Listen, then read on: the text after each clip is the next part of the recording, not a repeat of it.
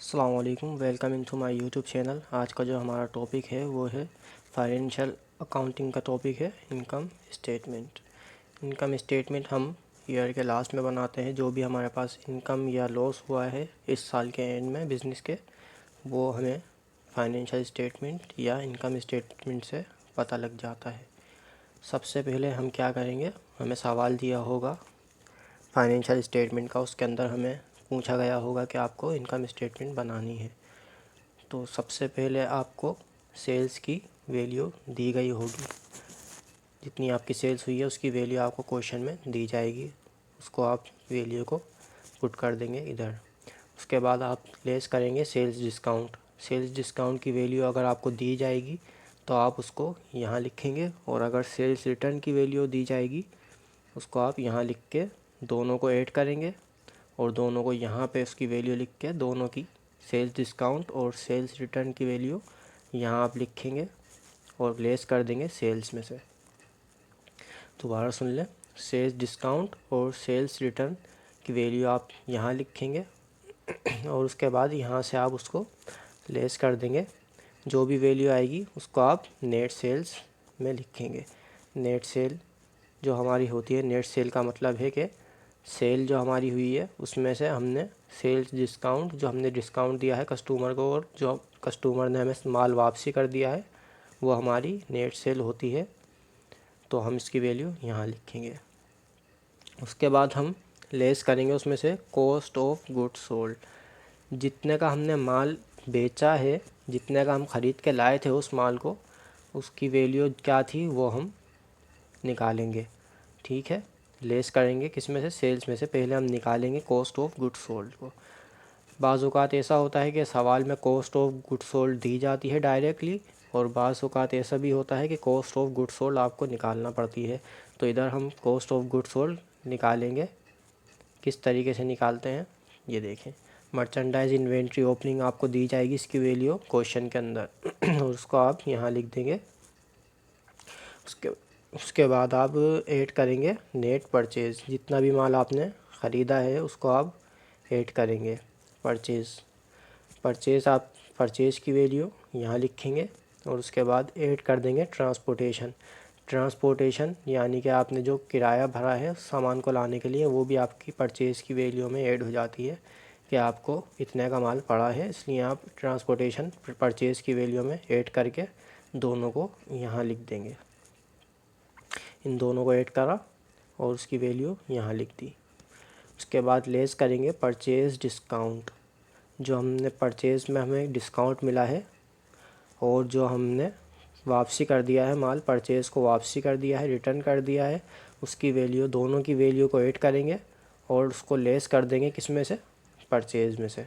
जितना भी हमारा परचेज़ हुआ है, परचेज़ किया था, और जितना हमने डिस्काउंट और रिटर्न किया है उसको लेस कर देंगे परचेज़ में से। तो हमारा क्या आ जाएगा इधर नेट परचेज़ आ जाएगी। अच्छा, नेट परचेज़ को क्या करना होता है, नेट परचेज़ को हमें मर्चेंडाइज ओपनिंग में ऐड करना होता है। जितना भी माल हमारे पास साल के शुरू में था और जितना हमने ख़रीदा है उन दोनों की वैल्यू को ऐड करेंगे। नेट परचेज़ और मर्चेंडाइज इन्वेंट्री ओपनिंग की वैल्यू को ऐड करके जो हमारे पास आता है वो उसको हम कहते हैं total merchandise available for sale. यानी कि हमने शुरू में इतना माल था और हमने माल इतना ख़रीद लिया है, तो हमारे पास क्या आ गया है, total purchase available merchandise available for sale. इतनी हमारे पास जो चीज़ें हैं वो सेल के लिए मौजूद हैं, इतनी चीज़ें मौजूद आ गई हैं। अब उसमें से हम लेस कर देंगे मर्चेंडाइज इन्वेंट्री एंडिंग। जितनी हमारी एंड में बच गई है मर्चेंडाइज, जितनी हमारे पास मौजूद है और जितनी हमारे पास बच गई है उसको हम लेस करेंगे जितनी हमारे पास बच गई है अब हम उसको लेस कर रहे हैं यहाँ से। किस में से, मर्चेंडाइज अवेलेबल फॉर सेल में से लेस कर रहे हैं मर्चेंडाइज इन्वेंट्री एंडिंग को। तो हमारे पास क्या आ रहा है, कॉस्ट ऑफ गुड्स सोल्ड। ये कॉस्ट ऑफ गुड्स सोल्ड निकालने का हमारे पास एक फ़ॉर्मूला है, इसको आपको याद करना पड़ेगा। या तो आप समझ गए हैं ठीक तरीके से तो आप कर सकते हैं, वरना आप इसको याद कर लें। उसके बाद जब हम कॉस्ट ऑफ गुड्स सोल्ड निकाल लेंगे तो हमारी जो हमने यहाँ निकाली थी नेट सेल जो हमने यहाँ निकाली थी उसको हम लेस करेंगे cost of goods sold, cost of goods sold को सेल्स में से लेस करते हैं तो हमारे पास क्या आ जाता है, ग्रॉस प्रॉफिट। जो हमने ख़रीदा है और जो हमने बेचा है उसकी वैल्यू को लेस करेंगे। जो हमने इधर बेचा था वो हमारी वो वैल्यू थी जो हमने कस्टमर को बेचा है, और ये हमारी जो वैल्यू है ये वो वैल्यू है जिस कीमत पे हम माल को ख़रीद कर लाए थे।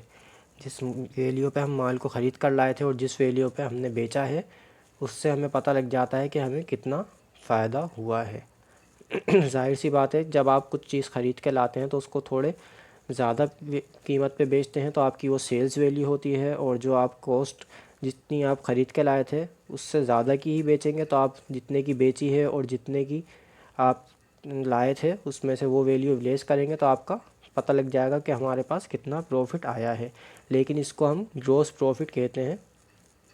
आगे देखते हैं। अच्छा, उसके बाद आपका जो ग्रॉस प्रॉफिट था उसमें से आप क्या लेस करेंगे, ऑपरेटिंग एक्सपेंस। जो आपके ऑपरेटिंग एक्सपेंस हुए हैं, यूटिलिटीज़ बिल आपने पे किए हैं, अगर सैलरीज आपने पे की हैं, वो सारे आपके एक्सपेंस होते हैं ऑपरेटिंग एक्सपेंस। रेंट एक्सपेंस भी इसी में आता है, तो मैंने उनके नाम नहीं लिखे। जो भी नाम आपको क्वेश्चन में दिए जाएंगे वो आप यहाँ पे लिखेंगे और उन सब की वैल्यू आप ऐड करके टोटल ऑपरेटिंग एक्सपेंस में लिख देंगे। जितनी भी वैल्यू आपको दी जाएंगी वो आप इस कॉलम में लिखेंगे, दूसरे साइड पे यहाँ लिखेंगे ऑपरेटिंग एक्सपेंस की वैल्यू, रेंट एक्सपेंस की, यूटिलिटीज़ बिल एक्सपेंस, जो भी एक्सपेंस आपके हुए हैं सब आप टोटल करके यहाँ पे उसकी टोटल ऑपरेटिंग एक्सपेंस की वैल्यू लिख देंगे। उसके बाद हमारे पास आ जाएगा नेट इनकम या नेट लॉस। जो भी हमारे एक्सपेंस हुए उसमें से हमने लेस करा था तो हमारे पास क्या आ गया, नेट इनकम, जो भी हमारी इस साल की इनकम हुई है। उसके अलावा हमारे जो कारोबार होता है उसके अंदर अदर इनकम भी होती हैं। अगर आपने कोई जगह अपनी किराए पे दी हुई है या आपने कुछ कमीशन पे काम कर दिया है किसी के लिए तो आपकी अदर इनकम में आएगी। यहाँ पे आप लिखेंगे कमीशन इनकम और रेंट इनकम और एनी अदर इनकम जो आपको क्वेश्चन के अंदर दी जाएगी उसकी आप वैल्यू लिख के यहाँ पे टोटल कर लेंगे, और उसके बाद यहाँ पे टोटल अदर इनकम में आप उसकी वैल्यू लिख देंगे। जो आपके पास नेट इनकम आई है उसमें आप कौन सी वैल्यू ऐड करेंगे, अदर इनकम की। अदर इनकम और नेट इनकम को ऐड करेंगे तो आपके पास आ जाएगा टोटल अदर इनकम। अच्छा, इनकम के बाद आपको लेस करना होगा इंटरेस्ट एक्सपेंस, टैक्स एक्सपेंस। जो भी आपके एक्सपेंस होते हैं, इंटरेस्ट आपको पे करना होता है और टैक्स गवर्नमेंट को देना होता है, वो भी आप लेस करेंगे अगर आपको क्वेश्चन में दिया जाएगा। अच्छा, उसके बाद आपके पास आ जाएगा net income loss after tax. Tax वगैरह देने के बाद जो आपकी नेट इनकम और लॉस आई है वो आपकी यहाँ पे आ गई है। बाद औक़ात ये होता है कि यहाँ पे आपको टैक्स वगैरह की एंट्रीज़ नहीं दी जाती, सिर्फ यहीं पर ही आपका क्वेश्चन ख़त्म हो जाता है। टोटल अदर इनकम निकालने के बाद यहाँ पे आप लिख देते हैं नेट इनकम नेट लॉस।